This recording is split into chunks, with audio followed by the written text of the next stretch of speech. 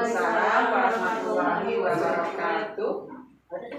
Terima kasih teman-teman sudah meluangkan waktu dan sudah memberikan kesempatan kepada saya untuk memaparkan tentang budaya positif.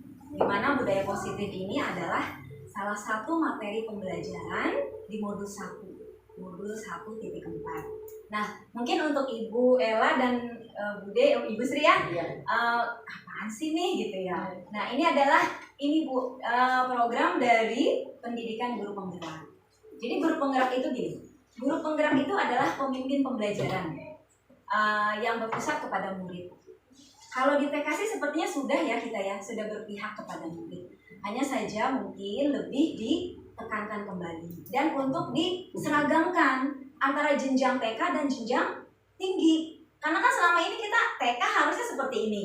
Sedangkan kenyataan di lapangan iya, masuk SD aja tesnya gitu. Jadi kedepannya pemerintah kita ini melalui Kemendikbudristek itu menggagas guru penggerak itu begitu Bu. Diadakanlah program pendidikan guru penggerak ini untuk menyeragamkan pendidikan, bahwa pendidikan itu harus berpihak kepada murid dari jenjang TK sampai ke jenjang tinggi. Berpihak kepada murid itu maksudnya gini, kita pasti ada tema ya, kalau di TK itu kan pasti tema. Nah, bagaimana dengan tema itu kita memfasilitasi anak didik kita dengan sebaik-baiknya, tapi tidak dengan teacher center lagi. Yang selama ini terjadi kan kita yang apa ya, yang menggurui ya, kita yang memimpin gitu kan, kita yang harus gini. Nah, kedepannya diharapkan sebagai pendidik kita memfasilitasi kegiatan lain sesuai dengan tema yang sedang berjalan, tapi memberikan kebebasan kepada anak untuk memilih kegiatan lain yang mereka sukai. Bebas juga bukan berarti dibebaskan, enggak. Tetap kita pada jalurnya dengan tema. Tapi kan kita biasanya tema kegiatan itu nggak cuma satu kan, pasti ada 2 dan 3. Jadi membebaskannya itu membiarkan si anak itu mau memilih kegiatan lain yang mana dulu, gitu. Misalkan temanya binatang. Dengan tema binatang kan kita salah satunya mungkin dengan plastisin ya. Terus apa biasanya Ibu kalau tema binatang kegiatannya? Kita membuat dari origami, kita bersih-bersih itu kan juga bisa. Nah itu kan dari ketiga kegiatan main itu, jadi biarkan si anak itu memilih mana dulu yang mereka suka. Kita hanya sebagai fasilitator aja gitu. Nah itu tujuannya ke depan. Jadi inginnya itu pemerintah kita itu mendidik, mencetak pendidik murid yang berprofil Pancasila ke depannya. Maka diadakanlah program pendidikan guru penggerak gitu. Dari program guru penggerak itu ini Bu, filosofinya mengambil kepada KHD, Ki Hajar Dewantara. Karena memang anak usia dini itu harus bahagia ya. Karena yang berkembang adalah pusat perasaannya kan kalau di anak usia dini itu. Kita hanya mengenalkan konsep. Oke. Nah, kita juga ternyata sebagai guru tuh punya nilai dan peran. Tanpa kita sadari, kayak kita mandiri, inovatif, reflektif, ya. Itu ternyata nilai dan peran kita. Nah, saya juga tahunya baru di guru penggerak itu. Oh iya ya, ketika kita mau mengikuti seminar, ternyata kita tuh mandiri kan. Kita kolaborasi dengan rekan sejawat. Seperti ini kan juga kolaborasi namanya. Inovatif itu mengadakan kegiatan pembelajaran yang inovatif. Apalagi nanti dituntut dengan video pembelajaran. Kita bisa ambil dari buku, kita bisa jelaskan ke anak-anak gitu. Kemudian kita punya visi, kita dididik untuk membuat visi. Visi impian kita mencetak anak usia dini ke depannya itu bagaimana? Karena ke depannya pasti berpusatnya itu kepada anak Bu. Semua dari jenjang TK sampai ke sekolah tinggi itu diharapkan berpusat kepada anak. Nah yang keempatnya itu yang sekarang akan kita bahas, itu mengenai budaya positif. Nah, budaya positif itu budaya positif kita pasti punya budaya ya di sekolah kita masing-masing. Budaya, nilai-nilai, keyakinan-keyakinan, kebiasaan-kebiasaan. Pasti sebelumnya kita sudah ada itu. Hanya saja ke depannya harus dengan kata positif. budaya positif. Harus kita tekankan itu. Kalau selama ini budaya kita itu salah satu contohnya ada disiplin. Nah, disiplin itu erat kaitannya dengan peraturan yang harus kita taati. Erat kaitannya dengan hukuman, dengan sanksi. Ketika si anak melanggar aturan, pasti kita memberikan sanksi. Nah, di budaya positif itu, nilai-nilai, keyakinan, kebiasaan-kebiasaan yang ada di lingkungan sekolah kita, itu harus berpihak kepada murid. Jadi ternyata kita ini sebagai manusia, dari kecil sampai kita dewasa, itu memiliki 5 kebutuhan dasar. Kebutuhan dasarnya itu cinta dan kasih sayang, kebutuhan untuk kekuasaan, kesenangan, kemudian ada 5 kebutuhan dasar manusia.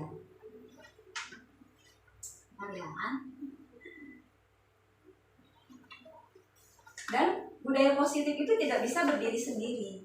Kita harus berkolaborasi dengan rekan sejawat dan dukungan dari kepala sekolah tentunya ya. Itu dia. Kita nggak bisa mengkonstruk budaya yang sudah ada, tapi kita sendiri yang bergerak. Tetap harus ada dukungan rekan sejawat dan dari kepala sekolah. Yang pertama adalah pokok utamanya kita harus merubah paradigma tentang disiplin itu sendiri. Nah, strategi yang paling baik, yang paling tepat untuk mengadakan budaya positif di sekolah itu adalah dengan disiplin. Nah, disiplin itulah pokok utamanya, itu disiplin. Disiplin itu tidak identik dengan hukuman, sanksi. Selama ini kan kita seperti itu ya Bu ya. Kalau disiplin dilanggar berarti dihukum, ya diberikan sanksi. Ternyata tidak seperti itu. Budaya positif yang akan kita bangun di sekolah itu harus berpihak kepada murid. Karena ternyata kita nih sebagai manusia, 5 kebutuhan dasarnya itu adalah kebutuhan untuk bertahan hidup, kebutuhan akan cinta dan kasih sayang, kebutuhan untuk kebebasan, kesenangan, dan kekuasaan. Jadi ketika ada anak yang melanggar aturan, sebenarnya dia sedang memenuhi kebutuhan dasarnya. Contoh, ketika ada anak di TK aja ya, di TK. Ketika ada anak yang merebut makanan temannya, dia nggak suka bawa makanan, dia suka ngambilin makanan temannya. Ternyata itu dia sedang memenuhi kebutuhan dasar hidupnya. Entah itu akan kasih sayang, cinta ya, atau dia memang memenuhi kebutuhan dasar hidupnya, tergantung dari jawaban si anak. Kalau misalkan si anak, aku lapar Bu, mama nggak pernah ngasih aku bekal, berarti dia sedang memenuhi kebutuhan dasar hidupnya. Tapi ketika dia jawab, aku senang lihat Inas cemberut, misalkan gitu ya, aku senang lihat Inas marah-marah, nah berarti dia sedang memenuhi kebutuhan dasar akan kesenangan gitu. Jadi sebagai pendidik kita tidak lagi bisa menjudge anak itu nakal, anak itu bandel, cengeng atau gimana, karena dia sedang memenuhi kebutuhan dasar hidupnya. Entah itu akan kebutuhan dasar untuk hidup, cinta dan kasih sayang, kebebasan, kesenangan dan kekuasaan. Atau ketika misalkan ada anak yang suka mencoret, nah buku temannya atau lembar kerjanya itu dicoret sama temannya, otomatis kan si anak yang dicoret itu kan, Bu Guru misalkan ya, Rafa coret buku aku gitu. Nah kita tidak lagi, Rafa kamu nakal ya gini-gini, nah enggak. Nah kita lebih baik mengadakan restitusi. Restitusi itu apa ya? Jadi tidak mencari siapa yang salah, tapi lebih kepada mencari solusi terbaik, baik untuk katakanlah si anak yang dicoret bukunya dan si anak yang mencoret, pelaku atau korban lah katakan gitu ya. Dan lebih baik kita mencari solusi untuk menang-menang. Jadi gimana anak itu tidak tersakiti dan merasa bersalah. Jadi lebih baik kita mengadakan restitusi itu, misalkan kita tanya kebutuhannya si anak yang dicoret ini apa maunya. Dan kita tanya kepada si pelakunya, si anaknya ini yang melakukan pencoretan itu, maunya gimana. Ketika si anak yang dicoret bilang, aku mau bukunya bersih lagi. Nah, kita tanya kepada si anak yang mencoret itu, apakah bersedia untuk menghapus coretan yang dia berikan di buku temannya itu. Dia bilang bersedia. Nah, itu kita sudah mengadakan restitusi. Win-win solution. Tanpa harus menyalahkan si anak. Tanpa harus merasa si anak itu bersalah. Itu karena Ternyata kita sebagai guru punya 5 posisi kontrol. 5 posisi kontrol kita sebagai guru. Yang pertama ada penghukum. Nah, penghukum itu ketika terjadi sesuatu seperti tadi, pasti dia akan langsung bertanya, menerapkan disiplin ya, langsung dihukum. Misalkan entah dengan kalau di TK mungkin nggak mungkin lah lari lapangan gitu ya, atau anaknya disuruh di pojokan, dikucilkan. Nah itu posisi si penghukum. Yang kedua ada pembuat merasa bersalah, membuat orang merasa bersalah. Pada posisi ini biasanya si guru bicara lebih lembut tapi membuat orang merasa bersalah. Misalkan dengan kata-kata, ibu kecewa deh sama kamu kalau kamu seperti ini terus. Dia lembut tapi menohok. Nah itu membuat si anak merasa bersalah. Yang ketiga adalah posisi teman. Kalau posisi teman itu ada positif dan negatifnya. Positifnya mungkin si anak merasa nyaman ya, nyaman karena dia merasa oh teman gitu ya, namanya teman. Ada negatifnya, jadi dia ketergantungan negatifnya. Nah pada posisi teman ini si guru tuh biasanya dengan canda. Misalkan ada anak yang mau mengerjain tugas gitu ya, ayo dong Rafa kerjain ya gitu, demi bu guru ya gitu, misalkan. Nah itu dengan kata-kata canda. Yang keempat adalah posisi pemantau. Posisi pemantau itu biasanya dia adakan peraturan dan konsekuensi. Seorang pemantau akan mengajukan pertanyaan, peraturannya apa dan apa yang kamu lakukan. Kemudian yang kelima adalah posisi manajer, di mana posisi ini adalah guru berbuat sesuatu bersama murid, mempersilahkan murid mempertanggungjawabkan perbuatannya. Seperti contohnya yang tadi, guru itu tidak menghukum, tapi mengadakan restitusi. Ya, mencari mencari solusi terbaik, win-win solution, tanpa harus ada yang merasa disalahkan, ada yang merasa bersalah, ada yang merasa takut. Nah itu Bu, yang kita akan itu kan dalam budaya positif di lingkungan sekolah. Restitusi itu boleh, tapi di situ ada sih Bu di modul, makanya sengaja saya kasih modul buat oleh-oleh, bisa buat diterapkan di sekolah Ibu ya, sekolah kita gitu. Proses menciptakan kondisi bagi murid untuk memperbaiki kesalahan mereka, sehingga mereka bisa kembali pada kelompok mereka dengan kekuatan yang lebih bagus lagi gitu, dengan kekuatan yang lebih kuat. Jadi tanpa harus merasa terkucilkan, tanpa harus merasa bersalah gitu. Nanti bisa dibaca-baca. Iya, itu budaya positif. Kalau saya boleh tanya, budaya yang sudah ada nih di sekolah kita apa ya? Mungkin termasuk budaya itu kan istilahnya kebiasaan dasar kita ya. Iya. Membaca doa sebelum belajar termasukkan budaya. Kebiasaan baik. Kebiasaan baiknya. Ya. Kemudian saling menyapa kawan dengan kata-kata yang manis, termasuk budaya juga kan. Terkadang walaupun semua sekolah mungkin diterapkan seperti itu, terkadang kan kita beda ya. Cara menyapanya kan bagaimana, mungkin dengan guru dengan selamat pagi anak ibu. Ya, salam. Nah itu bisa dibuat keyakinan kelas. Mungkin awalnya peraturan, tapi peraturan itu kayaknya kedengarannya lebih ekstrim, karena peraturan itu harus ditaati. Tapi ketika kita menjadi sebuah keyakinan itu kan timbul dari diri sendiri. Ya, berarti dia lebih rela, lebih ikhlas untuk melaksanakannya. Nah, itu yang kita diajarin juga dari peraturan menjadi kesepakatan kelas dulu awalnya. Kesepakatan kelas kemudian berubah menjadi keyakinan kelas. Jadi kita bisa membuat keyakinan kelas itu berdasarkan keinginan si anak bersama. Gak harus kita yang membuat peraturan itu, tidak. Tapi kita meyakinkan ke anak-anak, misalkan kalau untuk di TK kan kita nggak bisa, anak-anak kan suka lari-lari. Mungkin itu bahasanya bisa lebih kita perlembut. Jalan perlahan atau hati-hati gitu ya. Nah itu bisa kita buat menjadi keyakinan kelas, menjadi sebuah keyakinan kelas, tapi atas dasar keyakinan mereka sendiri. Kita ajak mereka untuk berembuk.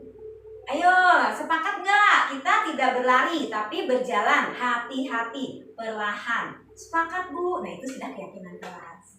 Itu termasuk budaya positif. yang harus kita kembangkan dari mulai sekarang ke depannya. Jadi pendidikan ke depan itu yang benar-benar berpusat kepada murid, merdeka belajar. Tapi bukan berarti merdeka belajar merdeka tanpa ada pembelajaran, tidak. Kita tetap memberikan koridor, tapi memerdekakan anak sesuai bakat dan minatnya. Karena kan kita selama ini kan emang budaya kita juga ya bahwa pembelajaran itu yang seperti itu gitu. Nah, kedepannya ya harus sesuai dengan bakat dan minat. Nah, sebagai pendidiknya kita harus tahu bakat dan minat anak itu di mana. Karena kan anak punya kecerdasan majemuk, ya, punya 9. Pasti mereka memiliki salah satunya. Mungkin ada yang pintar di bahasa, di matematik, ya, dan itulah tugas kita untuk memfasilitasi perkembangan 6 aspek perkembangan mereka itu di mana gitu. Itu termasuk budaya positif juga. Kedepannya seperti itu sekolah kita bakalannya. Oke, ada pertanyaan mungkin? Santai aja. Kita sharing pengalaman ibu gimana di sana? Tapi memang yang disampaikan Bu itu kalau saya simak kayak kata peraturan itu kayaknya keras ya. Ya. Dan tadi disampaikan kata Bu Is, kita sepakat bahasanya jangan kata-kata lari, kita jalan pelan-pelan, hati-hati. Ya itu sudah saya pribadi terapkan di alhamdulillah sudah sejalan kita walaupun pelan, terutama saya masih belajar. Iya, sama-sama. Kemudian tadi ya saya Bu Is bahasanya peraturan itu seolah-olah kan kejam karena kan kita ngikutin dengan Ki Hajar Dewantara ya. Nah itu filosofi beliau itu kan kita luar biasa untuk maju anak kita ke depan dan sebagaimana. Walaupun pada dasarnya di TK itu memang saya ingat betul dengan Bu Ratih ya. Luar biasa nih guru TK seperti ini, dari tidak bisa apa-apa menjadi bisa apa. Betul-betul dasar di kita. Kalau kita ke depan pelajaran itu kan sangat luar biasa. Untuk periode sekarang Bu Is ya. Artinya yang Bu Is sampaikan tadi sih insya Allah saya bisa menyikapi dan bisa menyimpulkan bahasanya memang perlu kita rubah hatinya ya Bu Is ya. Ke depan kita tidak belajar tetapi nyaman. Iya, betul. Karena anak usia dini itu yang berkembang adalah yaitu tadi pusat perasaannya dulu. Ya, seperti anak-anak kami alhamdulillah di sini ya. Bu Nani sebagai guru anak-anak sudah nyaman belajar. Tadi saya kan udah bertanya pada orang tua murid. Alhamdulillah anak kita nyaman sekolah. Yang kelompok A, yang kelompok B. Nah, insya Allah kedepannya ya mudah-mudahan ya dengan adanya pendidikan program guru penggerak ini kita bisa mengimplementasikan di lingkungan sekolah kita. Ya perlahan emang kan perubahan itu nggak bisa sekaligus, nggak bisa harus gimana ya Bu Eti ya, harus perlahan-lahan. Yang penting kita mau gitu ya untuk melakukan itu, nggak stuck hanya di situ. Apa yang sudah ada ya sudah kita jalani tanpa mau adanya perubahan. Kalau budaya kita Bu Eti di sekolah nih gimana Bu Eti? Yang harus kita perbaiki untuk kami nih sebagai guru. Kalau di sini kan kita ya kalau aturannya itu kan kalau pagi itu membiasakan mengucapkan salam ya sama gurunya. Tapi kan kayaknya ada yang mau ada yang enggak ya. Kayaknya ya enggak semua anak kan. Kalau yang memang anak di rumah yang udah biasa salam assalamualaikum, pasti sekolah juga ketemu gurunya assalamualaikum kan. Terus waktu itu kan kita karena COVID nggak boleh salaman ya, salam kalau jadi hanya ya kalau salamnya guru namaste gitu ya, assalamualaikum aja kan itu cukup. Nah sekarang kan kita kan udah mulai normal nanti ya ke depannya. Tapi ada Bu, maaf, ada orang tua yang bilang Bu, maaf Bu nggak usah salam. Masih ke bawah pandemi. Jadi nggak usah salam gitu. Ya itu jadi dia bahwa dia itu nggak boleh salam. Di kelas mana? Alasannya apa dia belum tuh? Karena kita lagi begini. Pandemi, dia masih ini ya. Kalau pengalaman di kami Bu Era ya kita salamnya kos. Iya. Tetap diucap salam, assalamualaikum, selamat pagi, salam corona gitu. Karena situ membawa keadaan saat ini tetap ya. Jika masih normal mungkin juga kita salam tangan kan. Tentu sampaikan tadi mohon izin bisa jadi kebiasaan ke bawah. Iya. Masih udah salam. Sekarang masih Kalau di rumahnya nggak pernah mengucapkan salam, ya mungkin ke sekolah juga. Betul. Makanya ya kita di sekolah harus tetap Nah, ada itu, iya. tidak dihilangkan ya salamnya. Assalamualaikum. Mungkin nanti dengan perlahan ya cium tangan ada lagi. Iya. Makanya udah mulai hilang Iya, lah. iya. Jadi itu kalau di TK itu emang harus ada itu. Iya. Istilahnya di awal dia istilahnya apa ya, penyambutan ya. Iya. Anak itu guru menyambut. Minimal menyambut anak itu juga kita harus senang. Kamu sekolah senang ya, ditanya juga tuh. Tetapi kan ada anak yang cuek aja langsung main ya. Alangkah bagus itu yang itu dulu, yang ketemu bu gurunya assalamualaikum cium tangan. Jadi dia merasa sama tuh. Terus temen-temennya juga sama. Kita belum ya, belum yang baru-baru yang salam dan cium tangan kan belum ya. Iya. Tapi nanti sih ya kalau bisa ya temen-temen juga, temen ke temen juga ya harus salaman. Kayaknya itu budaya yang bagus ya. Rekan sejawat atau teman anak-anak? Anak-anak juga ya, kalau sejawat Iya. juga misalkan ya bukan sekedar ya, kadang kan kita suka lupa ya. Kalau itu ini banget ya Bu ya. Tapi kalau saya ya dulu gitu, jadi kita ditekankan kalau anak datang itu si guru itu yang minta, jadi membiasakan gitu Bu. Jadi misalnya gurunya ada 6, jadi misalnya murid saya Ya itu penyambutan harus itu ya, guru. dia salin, ayo coba salin ke ini. Jadi kalau anak yang dia nggak nggak mau, duduk dulu. iya. Dia berusaha mencari si guru itu Iya. sampai semua itu ketemu, barulah dia ambil tas bahwa duduklah di tempat gitu. Itu gurunya ada di kelas masing-masing Iya. atau di ruang guru? Di kelas masing-masing. Oh. Jadi dia berusaha mencari si guru itu. Jadi sebelum dia itu masuk ke kelas, dia berusaha saling mencari guru itu ada berapa. Bahkan ke TU juga kita pernah diwajibkan seperti itu. Terus Kesemuanya ke Ah. sekolah. Walaupun dia tidak terlihat gitu ya, guru itu dia bisa dicari. mencari gitu. Dia mencari, selesai dia salin, dia baru mencari tempat duduk dia. Ke kelasnya gitu Ke ya. kelasnya. Bagus. Nah, pulang pun seperti itu juga Bu. Semuanya dicari gurunya salim ya. Paling tidak kalau pulang ya guru yang dia lihat dia salin. Semuanya. Gitu. Jadi tidak pokoknya guru dia di Tapi kelas. kadang ada juga yang anaknya bukan gurunya nggak mau. Gitu. kebanyakan Iya. Yang saat ini nih saya tak ini berarti ada tuh yang Iya. kok sama Bu Eti nggak mau salim, maunya bu gurunya Iya, aja itu.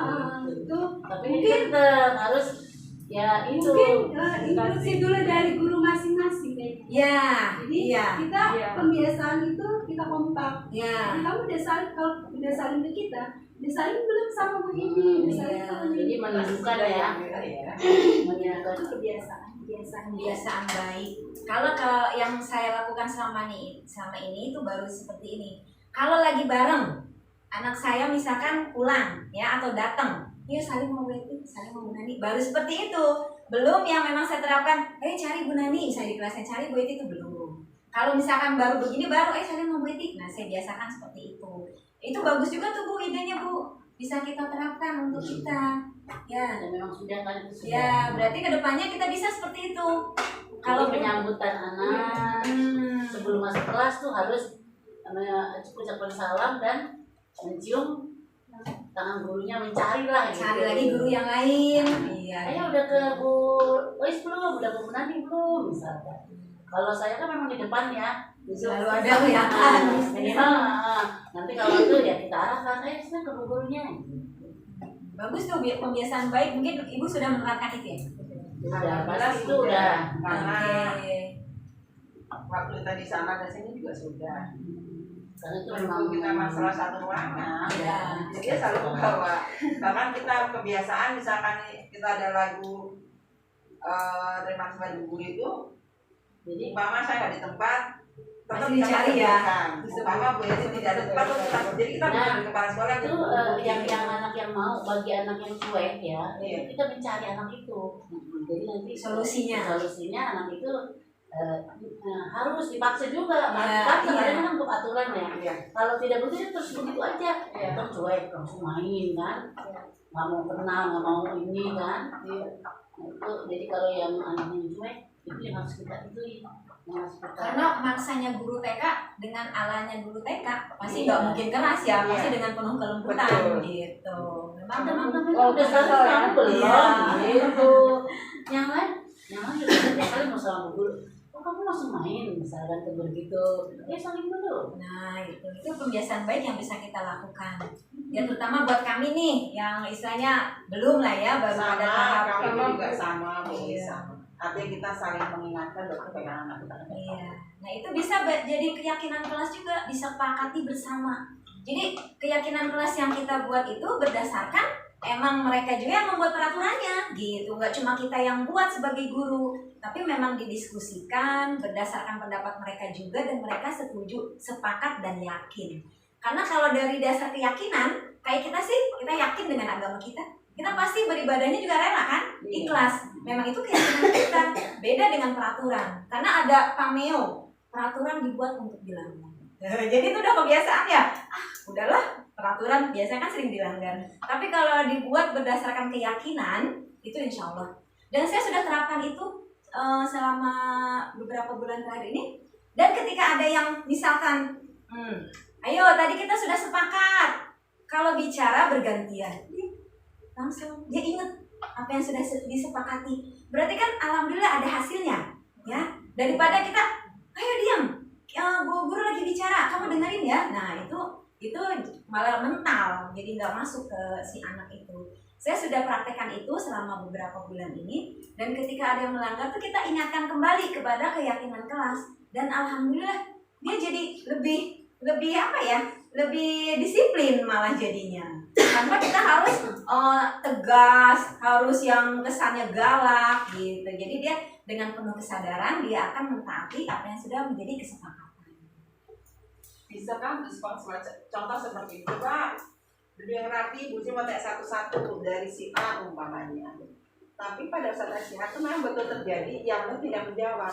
Hanya si A saya tanyakan, coba si A berhitung sampai sekian umpamanya kan. Dia jawab sendiri memang, yang lain tidak. Nah itu insya Allah sudah saya terapkan. Tadi juga yang tadi Bu Eti bilang, Bu Is bilang kalau diam ya, guru nggak mau gitu. Jujur saya pribadi sempat seperti itu. Nah artinya saya tidak pakai istilah kata malu yang sudah terjadi di sekolah. Saya sempat artinya itu ilmu buat saya. Jadi nanti saya dengan anak-anak pasti kita sepakat ya.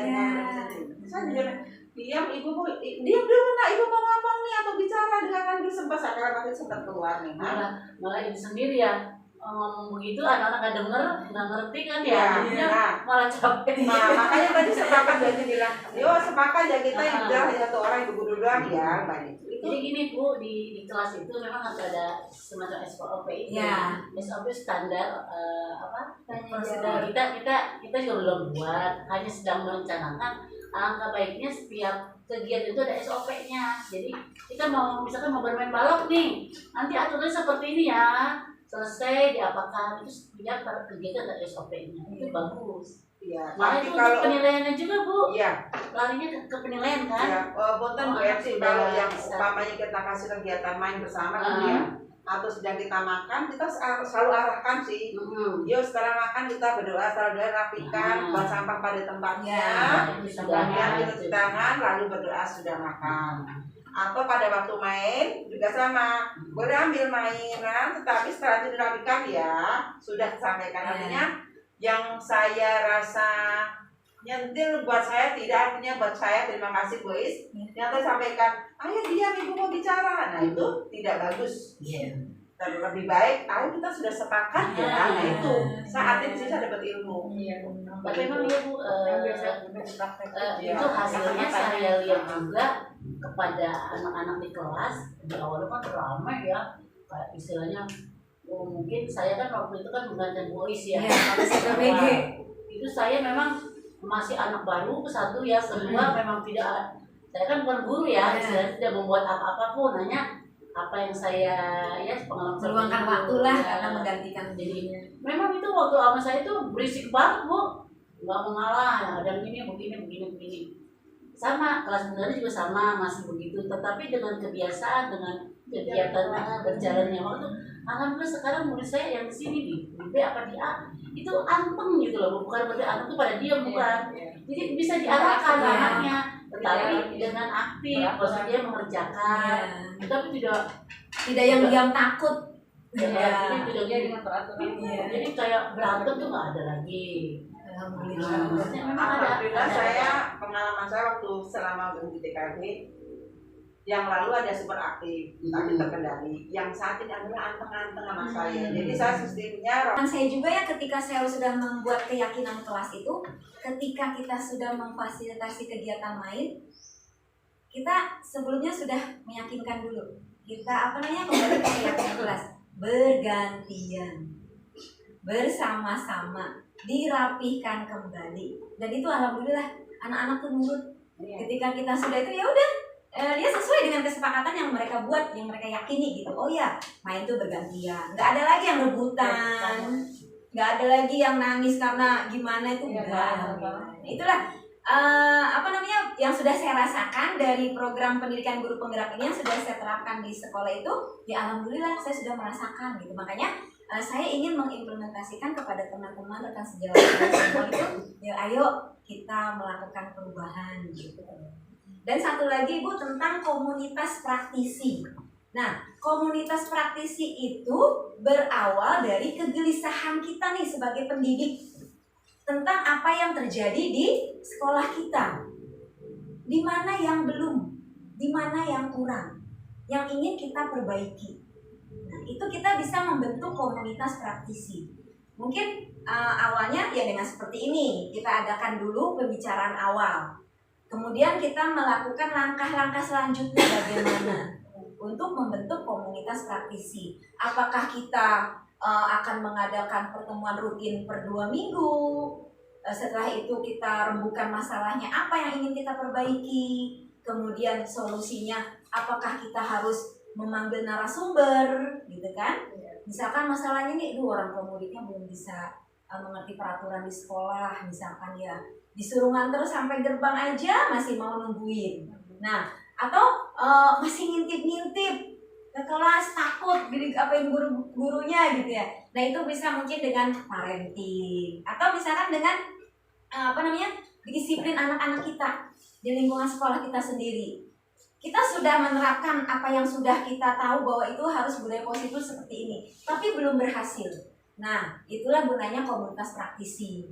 Kita adakan pertemuan per 2 minggu atau per 1 bulan sekali untuk mengadakan evaluasi. Gimana nih baiknya kita mengadakan perubahan di lingkungan sekolah kita. Itu mengenai komunitas praktisi. Dan juga yang diajarkan di program pendidikan guru penggerak. Itu untuk mengadakan perubahan ke arah yang lebih baik. Untuk mencapai apa yang tadi sudah kita paparkan tadi, yang sudah saya paparkan. Jadi seandainya itu bolehlah kita bikin komunitas praktisi. Misalkan ibu, misalkan ibu dengan permasalahan yang ada dengan sekolah kami, kita bisa sharing. Kemudian kita bisa mengadakan solusinya apa nih? Kita bisa, masalah kita sama, yuk kita panggil narasumber, kita adakan parenting. Jadi kolaborasi. Ada yang lagi mau di-sharingkan Bu? Bagus nih ilmunya buat kita juga ya Bu Nani. Ada lagi apa Bu Nani yang biasanya kebiasaan baik yang lain? Oh iya, biasanya itu guru itu kalau datang ya kita kan lagi pembiasaan. Nah, jadi guru itu supaya anak itu berani kalau datang, Assalamualaikum Bu Guru, kan anak banyak yang malu-malu. Jadi itu lebih didahulukan oleh si gurunya itu gitu. Mengucapkan salam dan selamat pagi itu harus dibiasakan, biasanya wajib. Kalau anak tidak duluan, gurunya yang duluan. Kalau gurunya udah, anaknya jawab gitu. Jadi kita selalu membiasakan itu. Kebiasaan baik. Biasanya gitu ya. Yang sudah pernah kita lakukan dulu gitu. Jadi masuk gerbang kita udah membaca salam, terus kan anak biasanya lari, ya, Assalamualaikum salam gitu. Terus itu diwajibkan itu dulu ya saya, itu harus bilang selamat pagi. Jadi kalau kita sudah mengucapkan, otomatis anak kan menjawab. Nah begitupun juga kalau anak itu sudah dibantu, selamat pagi Bu Guru, kita kan otomatis jawab. Ya, wajib menjawab. Nah, dengan senyuman itu biasanya wajib. Apapun yang sedang kita lakukan gitu ya. Kalau saya sih yang sudah saya terapkan, bukan sudah, memang dari awal pun kita menjadi pendidik, kan kita namanya pendidik ya. Setiap apalagi yang sekarang Bu, itu kalau masuk itu kan masuk aja ya. Nah saya suka gini, salamnya mana gitu, karena kan membiasakan orang ketika baru datang ya harus salam gitu kan. Ya baru tuh assalamualaikum, dan alhamdulillah kesini-sininya nggak lupa kalau masuk itu assalamualaikum dengan gaya khas anak-anak ya. Itu bagus juga tuh kita terapkan.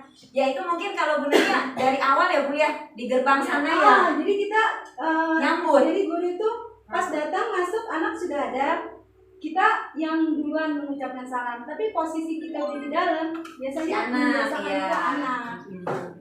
Biasanya anak, nah ya Jadi jadinya terbiasa. Dia dengan sendirinya tanpa disuruh, tanpa diminta, dia masuk assalamualaikum, selamat pagi Bu Guru. Mungkin kan kedengarannya juga lebih enak kan. Iya, karena saya juga saya biasakan diri saya sendiri gitu. Misalkan mau ke kelas Bu Nani, saya ketok dulu ya. Assalamualaikum, bukan untuk kita, tapi untuk memberikan contoh sama mereka gitu. Karena kan emang tugasnya guru kan mencontohkan, meneladani ke anak-anak kan, meneladankan biar mereka itu melihat, oh iya. Jadi kita nggak cuma bisa nyuruh, tapi kita pun menerapkan itu gitu. Karena anak kan emang lebih baik contoh kan, Iya, betul. daripada Langsung dengar yang praktek langsung. disuruh gitu, lebih mudah dicontohkan. Alhamdulillah sih kalau itu saya sudah tempat bude sudah. ibu juga pasti lah ya. Insya Allah. Kebiasaan itu Salam. biasa itu. Udah harus gitu.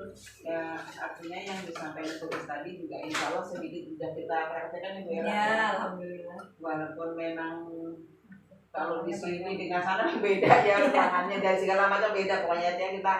Tapi terima kasih banyak Bu dan Betty, Bu Nani, bahasanya kita saling sharing Ya. untuk maju ke anak kita Tambah, sendiri. ya. Saya pribadi dengan Bu Ella juga terima kasih banyak ilmu dari Bu Is, banyak masukan yang positif. Insya Allah bagi yang belum ada di sisi saya dengan Bu Ella akan kami terapkan nanti bisa seperti itu. Kita perlahan aja, karena kita juga di sini masih banyak belajar. Apalagi ini saya Bu Ella, Iya. kita.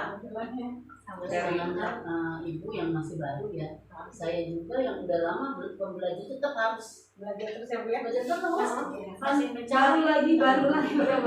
Karena pendidik itu pembelajar seumur hidup. Iya, Iya, memang lebih tidak ada stuck begitu jangan. Ya, Semakin maju semakin jadi, banyak jadi perubahan. setiap apapun itu ada perubahan, Iya. ada belajar.